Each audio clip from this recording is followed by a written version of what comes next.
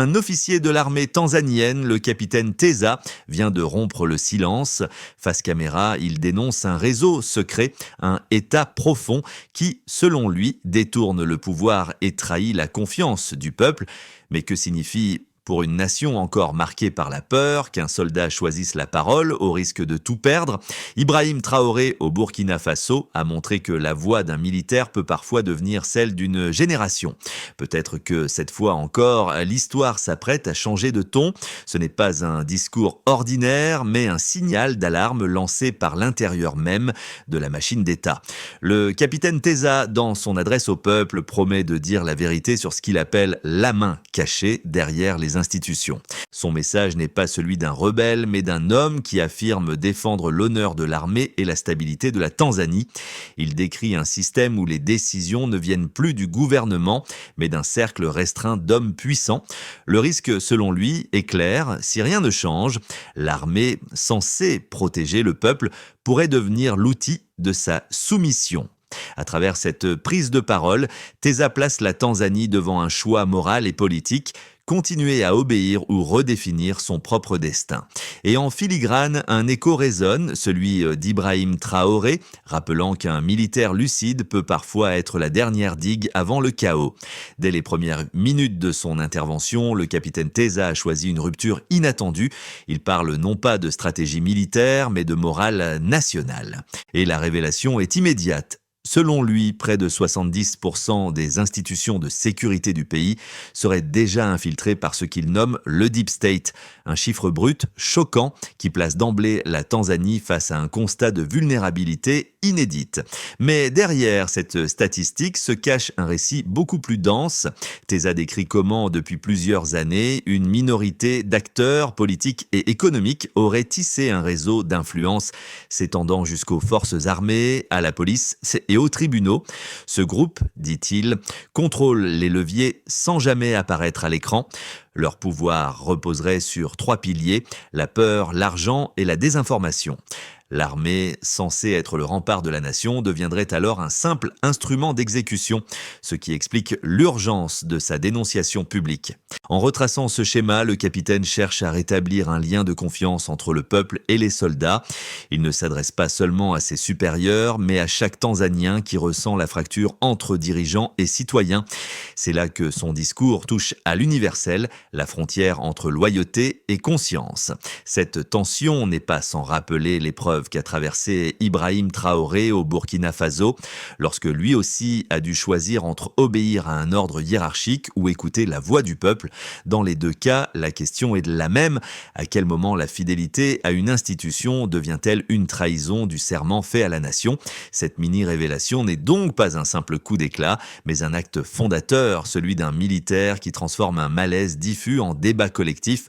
Au lendemain de la diffusion de la vidéo, le nom du capitaine Teza circule partout, dans les marchés, sur les ondes, jusque dans les conversations feutrées des casernes. Pour beaucoup, il devient malgré lui un symbole, celui d'un officier qui a osé parler quand tout le monde se taisait. Son geste pourtant n'est pas celui d'un agitateur, il se positionne comme un médiateur entre la hiérarchie militaire et la population civile, une figure pont qui rappelle qu'un uniforme peut aussi protéger la vérité. Les premières réactions sont contrastées. Certains voient en lui un patriote qui tente de sauver l'institution avant qu'elle ne soit compromise. D'autres, au contraire, redoutent que son acte déclenche une fracture interne entre ceux qui se sentent solidaires de sa parole et ceux qui restent fidèles au silence imposé.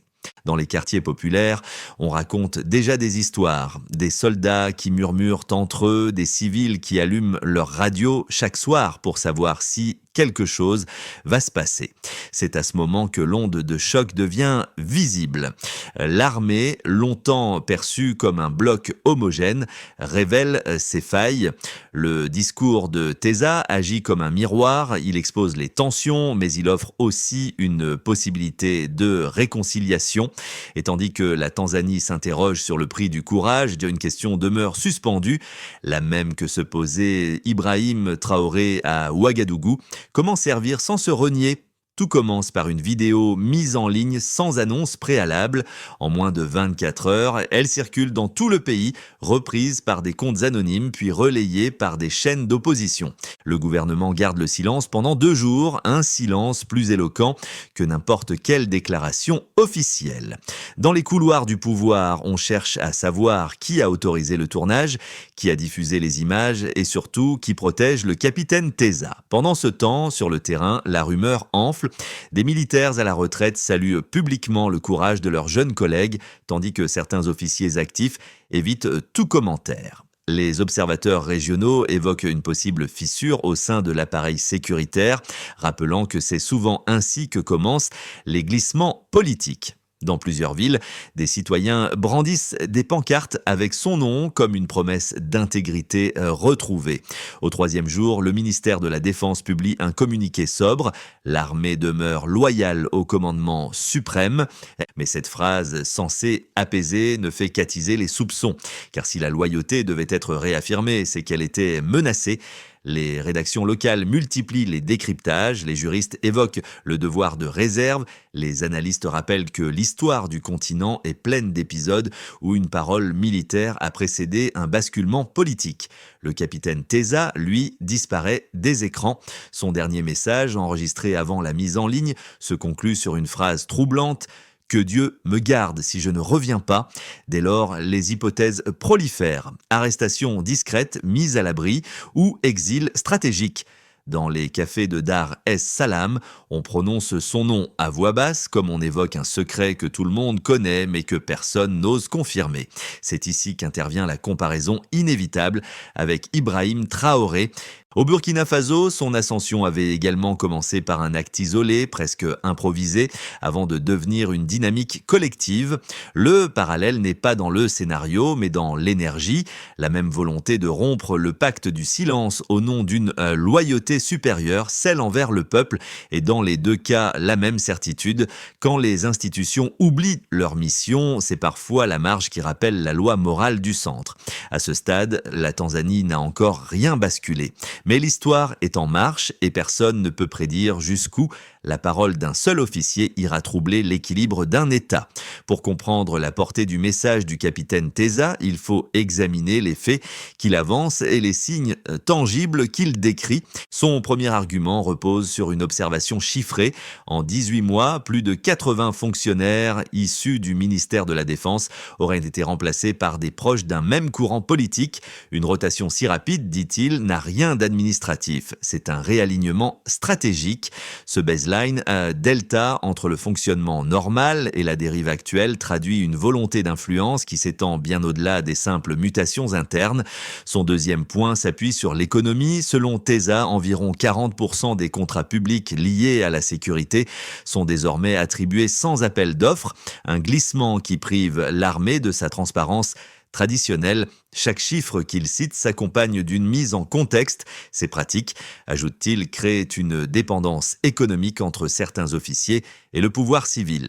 Quand la solde dépend de la loyauté cesse d'être un choix, résume-t-il dans une formule saisissante. 3e constat, plus symbolique, l'usage des forces de l'ordre lors des dernières élections.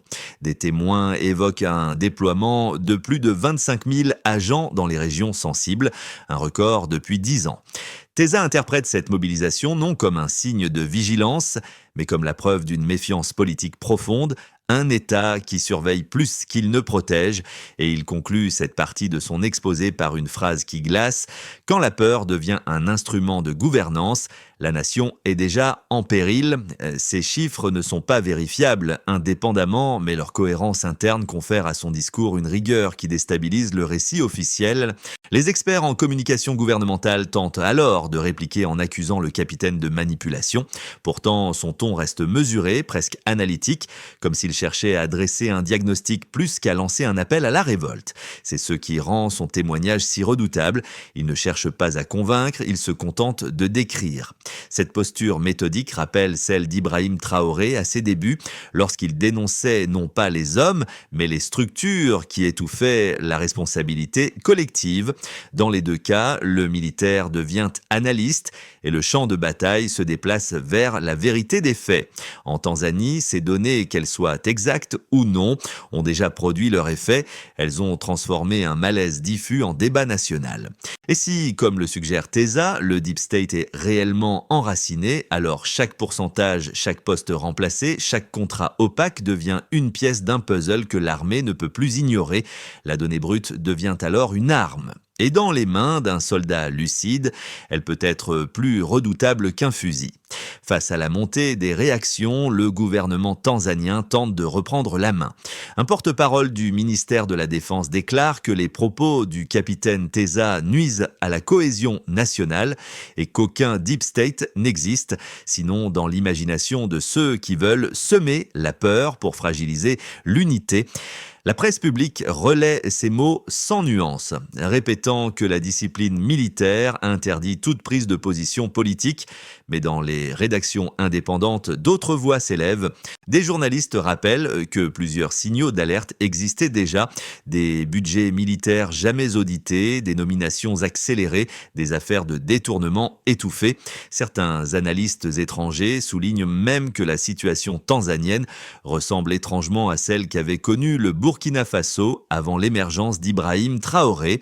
Un climat d'usure institutionnelle doublé d'une défiance croissante envers la classe politique. Le débat se polarise rapidement. Les partisans du gouvernement invoquent la stabilité, arguant qu'une armée divisée conduirait au chaos. Les soutiens de Teza parlent, eux, de vérité et de loyauté envers le peuple, pas envers les dirigeants. Les réseaux sociaux deviennent un champ de bataille d'arguments où chaque mot est disséqué, chaque silence interprété. Et c'est ici que se joue la force du discours de Teza. Il ne cherche pas à renverser, mais à exposer. Son ton calme contraste avec la virulence des réponses officielles. Sa rhétorique repose sur la logique, pas sur la colère. Comme l'avait fait Ibrahim Traoré, il transforme la critique en examen moral, plaçant chacun devant sa propre conscience. Le pouvoir peut bien le contester, mais il ne peut plus ignorer la question posée. Où s'arrête l'obéissance quand commence la justice ? Silence tendu. Depuis 2 semaines, aucun signe du capitaine Teza. Les autorités évitent toute mention directe de son nom, tandis que des sources locales affirment qu'il serait en détention préventive pour raisons disciplinaires. Mais plus son absence s'allonge, plus son image grandit. Des artistes peignent son portrait sur les murs de Dodoma, des étudiants citent ses phrases dans leurs tracts. La parole qu'il a libérée ne peut plus être enfermée. C'est le one-liner de ce milieu de récit. On peut taire un homme, pas ce qu'il a révélé. Ce basculement marque une nouvelle étape, la transformation d'un officier en symbole. La population, lasse de l'opacité, commence à s'approprier son discours.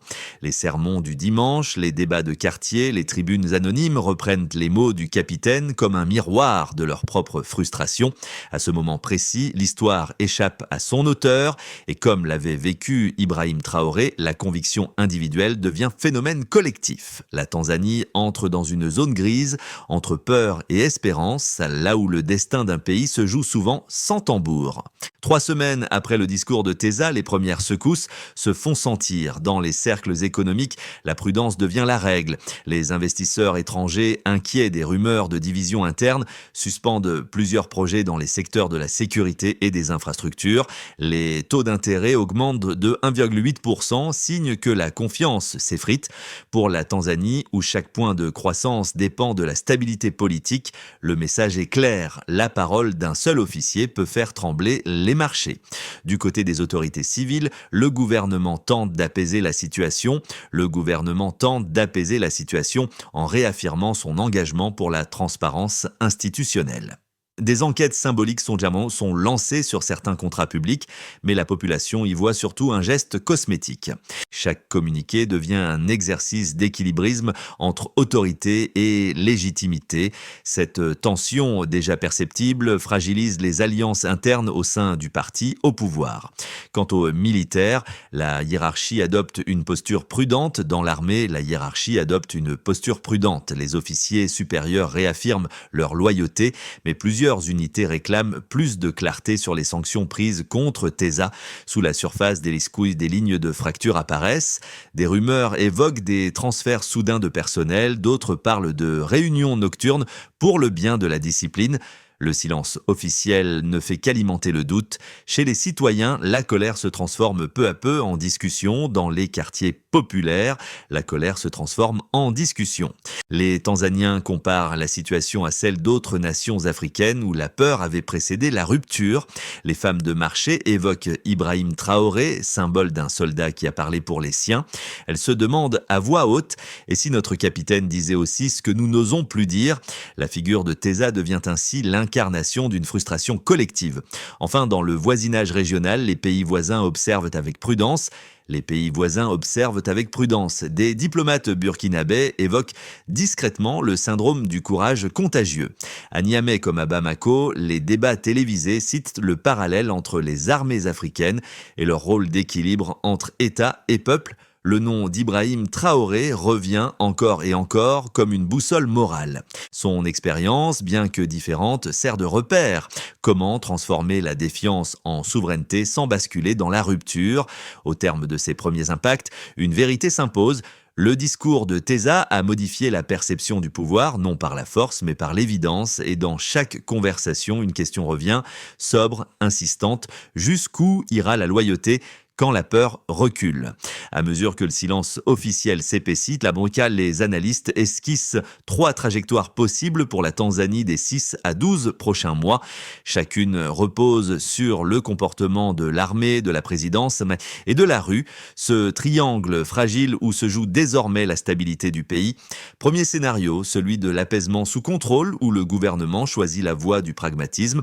Dans cette hypothèse, le gouvernement choisit la voie du pragmatisme. Le capitaine Teza reste écarté, mais aucune purge majeure n'a lieu. Un dialogue discret s'ouvre entre le haut commandement et la présidence pour redéfinir les frontières entre politique et défense. Le pays se maintient dans une paix vigilante, au prix d'un statu quo moral.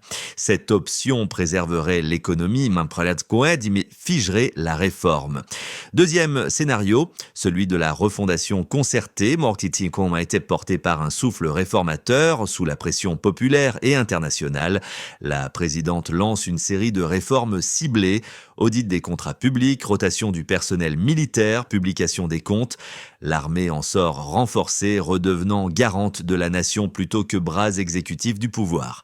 Des voix progressistes citent alors le précédent d'Ibrahim Traoré, non pour justifier une rupture, mais pour rappeler qu'un chef militaire peut être catalyseur de transparence. La Tanzanie, dans cette voie, pourrait redevenir un modèle d'équilibre institutionnel. Enfin, troisième scénario, celui de la fermeture du régime, marqué par un durcissement du pouvoir. Si la méfiance s'installe durablement, le pouvoir pourrait durcir le ton, arrestation préventive, contrôle accru des médias, surveillance des officiers. Un climat d'étouffement remplacerait le débat. Mais l'histoire montre que les silences imposés nourrissent souvent des résistances invisibles. Ce serait alors la pire option, celle où la loyauté se transforme en résignation. Entre ces 3 chemins, aucun ne garantit la paix durable. Le véritable enjeu n'est pas la survie du gouvernement, mais la restauration d'un pacte moral entre citoyens et institutions. Car si la vérité reste confinée, même l'ordre le plus solide finira par se fissurer. Dans les rues de Mwanza, d'Arusha ou de Dar es Salaam, la figure du capitaine Teza n'est plus seulement politique, elle devient émotionnelle. Les jeunes y voient un modèle de courage individuel. Les anciens y reconnaissent la droiture d'une génération qu'ils croyaient perdue. Son message traverse les clivages. Il parle de justice, pas de vengeance, de loyauté, pas de pouvoir. Les conversations quotidiennes s'imprègnent de cette tonalité nouvelle. Dans les bus, on cite ces phrases comme des proverbes. Protéger le peuple, c'est protéger la patrie. Des enseignants transforment ces mots en exercices de rhétorique. Des musiciens en font des refrains. L'émotion s'organise, se structure, devient mémoire collective. Mais la résonance la plus forte se produit dans les familles de soldats. Pour la première fois depuis longtemps, les discussions du soir ne portent plus seulement sur la solde ou les ordres, mais sur le sens du service. Des officiers en permission parlent discrètement de la conscience avant la consigne. Et dans cette lente mutation, on retrouve la trace d'Ibrahim Traoré, dont l'exemple a prouvé que l'intégrité peut devenir un langage commun à toute une génération. Au-delà de la politique, c'est la psychologie nationale qui change. Les Tanzaniens découvrent que la parole d'un homme peut rouvrir l'espace du possible. Ils comprennent aussi que le silence collectif a un coût, celui de la résignation. Et si, dans le tumulte, Teza ne revenait jamais, son absence resterait un acte fondateur, la preuve qu'en Afrique, la dignité d'un peuple commence parfois par un murmure. Dans les cercles diplomatiques, comme au sein de la société civile, une idée émerge. Si la Tanzanie veut éviter une rupture, elle doit transformer cette crise en feuille de route. Des universitaires et d'anciens officiers proposent un plan en 5 étapes, à la fois simple et mesuré. La première étape consisterait à réaliser un audit public des dépenses militaires, et de la chaîne d'approvisionnement en sécurité, non pour accuser, mais pour rétablir la confiance. La deuxième étape viserait à créer un conseil mixte armée-civile, la création d'un conseil mixte armée-civile chargé de superviser la transparence institutionnelle. La troisième étape proposerait une charte éthique des forces armées, signée par chaque officier, affirmant la primauté du peuple sur le pouvoir politique. La quatrième étape encouragerait la réhabilitation des lanceurs d'alerte, afin que les prochaines alertes ne soient pas punies mais entendues. Enfin, la cinquième étape recommanderait la reconnaissance symbolique du capitaine Teza comme voix du devoir, pour que son geste ne soit pas perdu dans la peur. Ce plan, encore théorique, circule déjà dans les universités et sur les plateaux télévisés. Il réveille l'idée d'un pacte républicain renouvelé, fondé non sur la force mais sur la responsabilité. Certains diplomates européens y voient un précédent africain comparable au tournant du Burkina Faso sous Ibrahim Traoré, un équilibre entre la verticalité du commandement et l'horizontalité du peuple. Mais toute réforme suppose une volonté réelle. Et c'est là que se joue la prochaine bataille, non plus sur les terrains militaires, mais dans les esprits. Car si la vérité reste sans traduction institutionnelle, elle risque de redevenir silence. Le soir, sur les réseaux, circule une image floue, un drapeau plié posé sur une table de bois, aucune légende, aucun nom, mais tout le monde comprend. Ce symbole, devenu anonyme, résume la trajectoire du capitaine Teza, celle d'un homme qui aura préféré risquer sa carrière plutôt que de trahir son serment. Dans les quartiers de Dodoma, des bougies s'allument, des étudiants, des mères, des soldats silencieux. Ils ne savent pas où il est, mais ils savent pourquoi il a parlé. Et cette connaissance partagée devient leur bien commun. C'est à ce moment que le fil se referme. Ce qu'un homme a commencé dans la solitude devient une conscience collective. Ibrahim Traoré au Burkina Faso avait dit un jour « Le courage n'est pas l'absence de peur, c'est la fidélité à la vérité ». Cette phrase, reprise aujourd'hui par des milliers de Tanzaniens, trouve ici son écho. Le courage de Teza n'a pas libéré un pays. Il a réveillé sa mémoire et parfois c'est tout ce qu'il faut pour qu'une nation se redresse.